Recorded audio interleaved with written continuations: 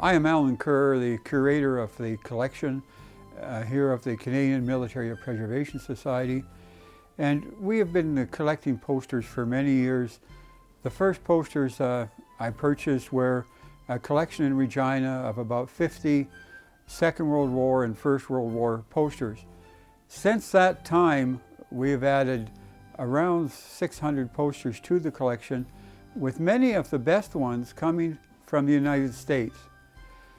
The ones that we purchase on eBay from the United States are generally in excellent condition and quite often the rarest ones. I believe the Americans collected posters from Canada before they got into the First and Second World War. And now that they find that these have some value and are not related to their war effort, they are being sold on eBay.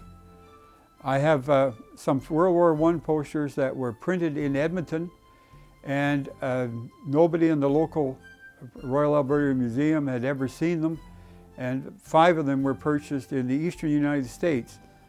And these were mounted on linen, which is a museum preservation method, and for some reason they were on linen and in the States.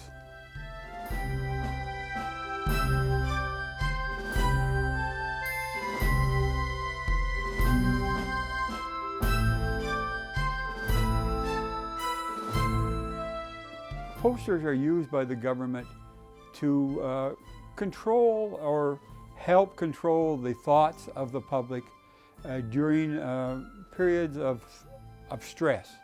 And of course, wartime is a high period of stress. They also use them to help put policies in place and to influence the public to act in certain ways.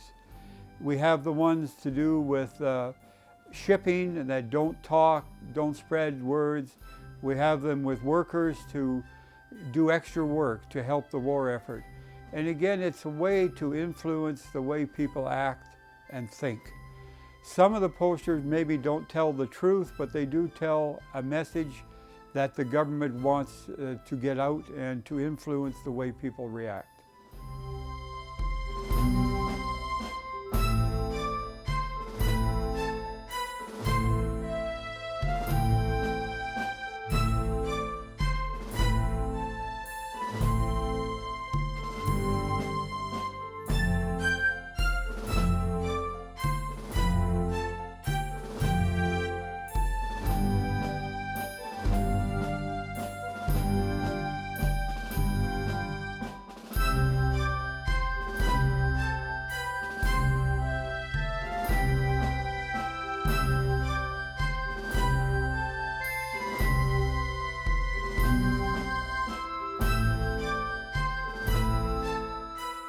Posters during the First World War and the Second World War show how people can be influenced by the media.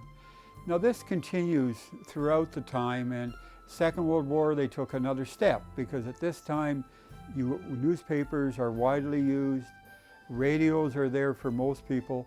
So the way that they use posters are different in that they can be more complex in the message they get out. And this continues through to today, that posters would not be as effective today because of the wide use of television and the other medias that young people especially use.